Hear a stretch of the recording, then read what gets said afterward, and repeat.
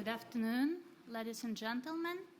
Welcome to the FIFA Women's World Cup France 2019 and the press conference of Team Jamaica. Please, before we start, don't forget that we use the remote interpretation, and it's very important that before you introduce yourself, you tell us in what language you will ask your question.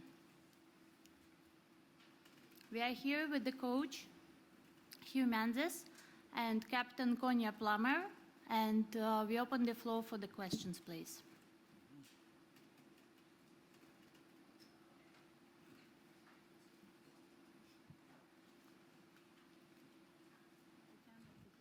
Hi, I'm going to ask in English. Lucas from Folha de São Paulo, Brazil. We just learned that Marta is not playing tomorrow. Yeah! That's what I wanted to know. So how sad?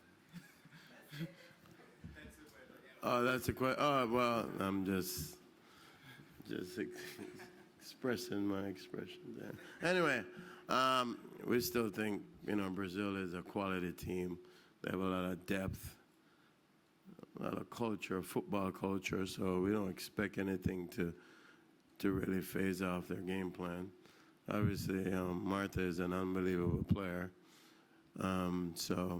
But, this is football, things can happen. She can be back on the field the second half. We don't know.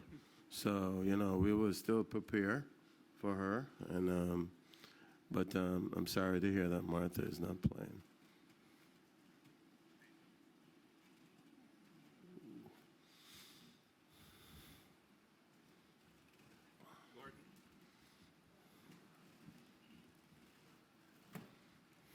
Bonjour, ma question sera en français. Laetitia Béraud du journal Le Monde. Laetitia Béraud from Le Monde. Now that you're here, you're really under facilities of the World Cup. How are you feeling?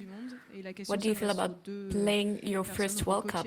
And my question is for both the captain and the coach. Could you repeat that?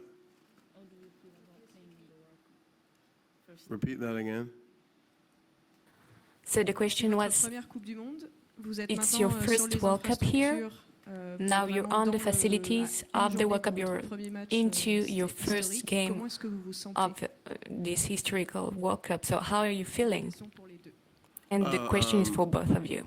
Yeah, obviously it's our inaugural time being here, and we're debutants, so we're probably the darlings of the World Cup. We're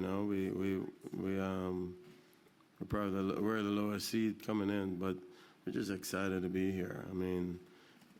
There's close to 300 teams back home, and we're here. So we're just excited, and we're looking forward to our first historic game tomorrow. As you know, it's a historical moment for us, and we're just really excited to be here to participate. And yeah, our whole life we've been watching World Cup on TV, and now it's funny how we are participating in this one.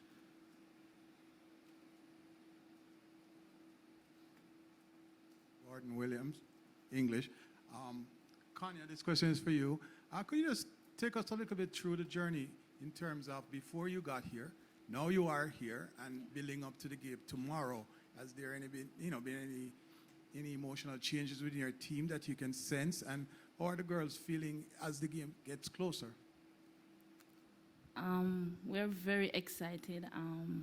The journey coming here, it's been a long and hard road. We are faced with a lot of adversities. However, that's what makes us stronger and is getting us ready.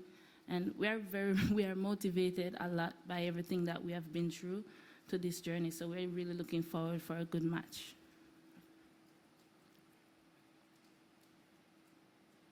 English, Karen Madden. Konya, again you, one of the youngest captains at this tournament. How daunting or not is it a responsibility to lead your team? What are you telling the girls? It's always a hard responsibility to lead a lot of people, but however, we are on the same mind. We have the same mindset and have the same goal, so that makes it easier.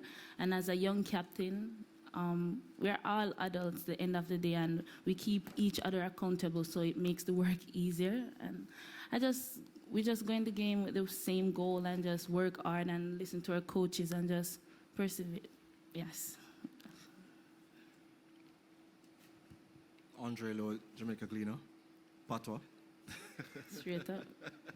All right. Konya, sorry, English. Just messing around. Of course, it's our first World Cup here in Brazil. We are seen as underdogs by pretty much everybody. Is this a source of motivation, a particular source of motivation for yourself and the girls? Most definitely. We don't take nothing for granted, first and foremost, and we have worked hard to be here, so what we do here is going to be what we're looking for a good match tomorrow and for the rest of the tournament.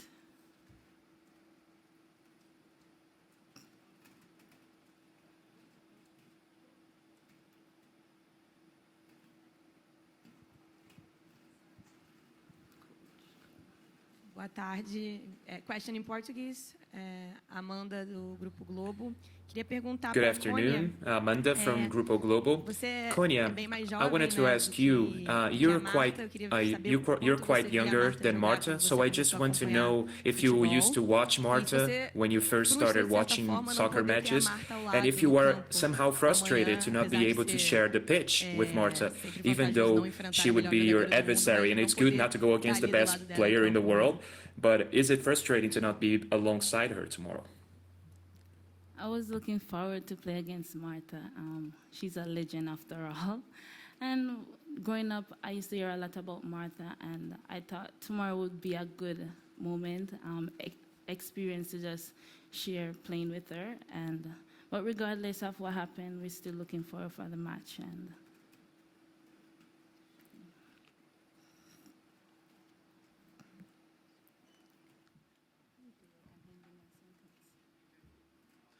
Coach Menzies, of course, don't want to dwell too much on Marta, but of course her absence is a big deal. How much will that affect your approach going into tomorrow's game, if at all? Well, obviously, we don't change much of a game plan. I mean, we know Brazil has depth, and they'll probably find their new Marta tomorrow.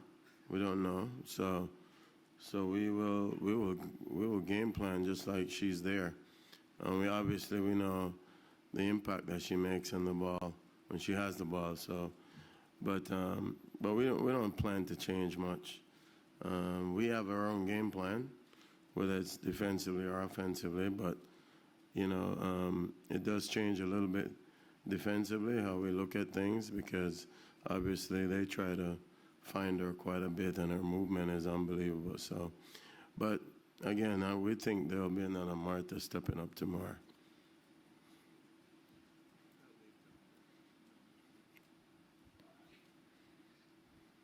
English, please. Despite every adversity you had along the way, the fact that Jamaica is here at the World Cup is already history being made now. So do you both think that this will change things for women playing football in Jamaica? I must say it already changed. I see there's a lot of clinics going on for younger kids in Jamaica, and just qualifying for the World Cup has given younger kids the opportunity to express themselves more athletically and on a whole, just football, not just track and field. Can you hear me? Good. I think obviously the exposure that we've gotten so far has created a little bit of a beam in our country. The young players now are can really touch and feel their idols, and that's been great for us.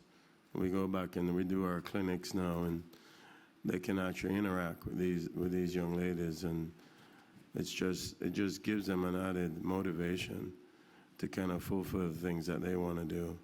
So yes, it's going to help our football. It's going to help the Jamaican sponsors, corporate sponsors, to kind of look and see how they can contribute to the growth of this country. Obviously, the World Cup here has been magnified as probably they're going to be the biggest World Cup ever, with female World Cup. So, you know, it's going to be up parallel to some of the male World Cups in the past. So the exposure is going to be great, and hopefully that impacts our country.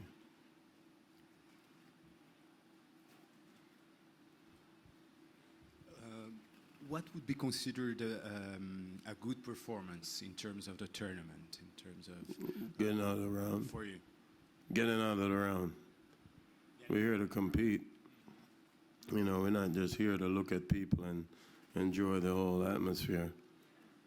I mean, we're here to compete, and we feel we have probably one of the best players in the world in Bunny Shaw, and she needs to step up and play, and she will.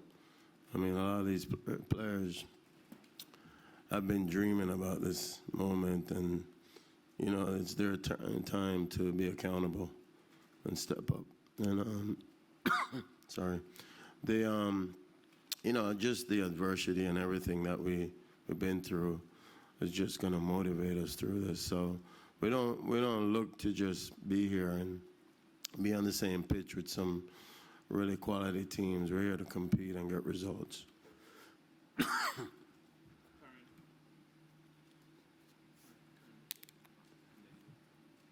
Coach, Gray came in last night. Maria Gray came in last night.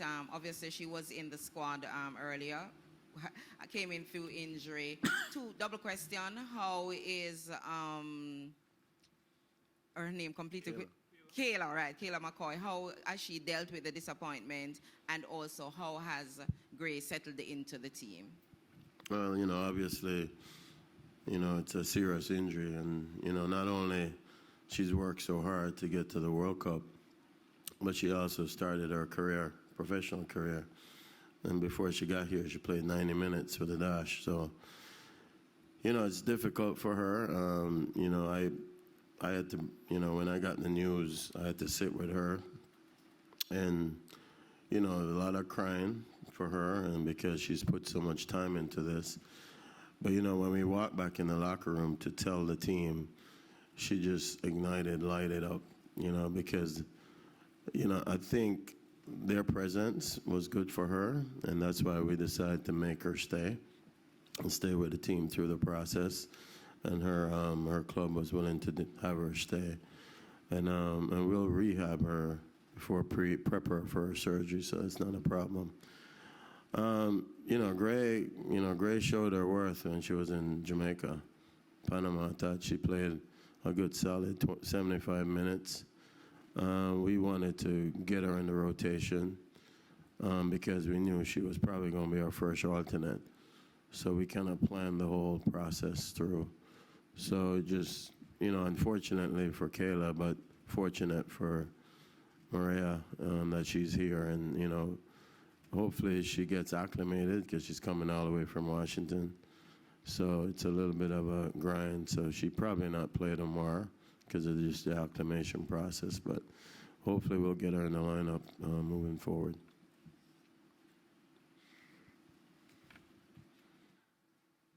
This question is for the coach. You said that Jamaica will obviously plan whether there's Martha or not. In your view, after, you know, studying Brazil and knowing your own team, where do you think Jamaica's strengths will be tomorrow? What do you think they'll be able to exploit? And what do you worry most about your team going against Brazil specifically tomorrow? Obviously, we're an inexperienced team, and Brazil is an experienced team. The worst thing that people don't realize, they haven't won a game this year, which is scary for us, because, you know, they're going to come out trying to get results.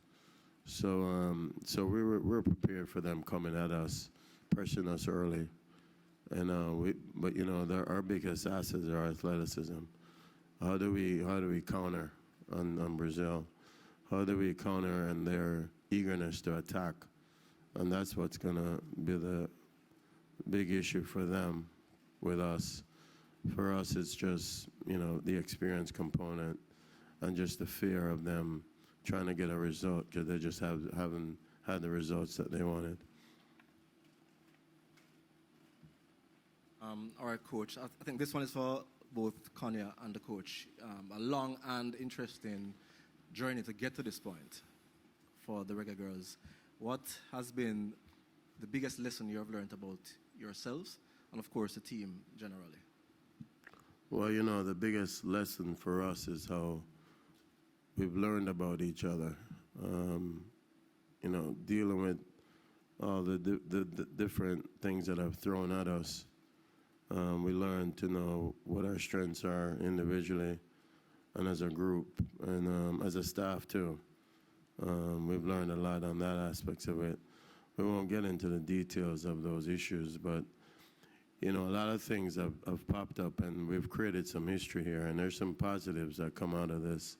Obviously, you know, us signing a contract for players to play on our national team is legendary in our region. And I thought that was a big step up for the federation to do that. And then, you know, obviously just the ralliness around what, you know, corporate Jamaica and then the diasporas around the world have really stepped up to support us. So, you know, we know there's people out there supporting us, and we just feel like if we continue our journey, and this is not just about the World Cup, and I want to make sure people understand that. This is bigger than the World Cup. We want to sustain our program, and that's something that we have talked about religiously to corporate Jamaica and our federation, and this is just a project that we took up to just change the mindset of how people look at females playing football. And, you know, so happened that the World Cup is there for us, but we want to look beyond that. We want to focus on the grassroots, our 15s, 17s, 20s. We want to get back into those age groups and keep this thing going. We have the youngest team here, so, you know we have a future for us, and we want to sustain that. Repeat for me, please. You forgot? What I learned from this whole experience is that dreams do come true if you work hard. And as a team bonding is very important. The chemistry that you have in the camp, it really do matter. Please don't forget to ask in what language you ask your question. Don't forget this, please, because we have a remote interpretation. Any question? Yes, please. So, in English, we all know one of the most prestigious Jamaican athlete is Usain Bolt. Did you receive any support from him or anything like that before the start of this World Cup? Repeat that. We all know that one of the most prestigious athlete from Jamaica is Usain Bolt. Did you receive any support from him before the start of this World Cup? Well, he had a busy schedule, but we did eat at his restaurant. So he, he's a massive fan for us, you know, but his schedule didn't correlate with our FIFA dates, so that was an issue there. But we got to eat at his restaurant. He opened his doors for us to come in, and you know, we know he's there, and he'll probably send us a message between now and tomorrow, just to make sure that the girls know that he's there in support.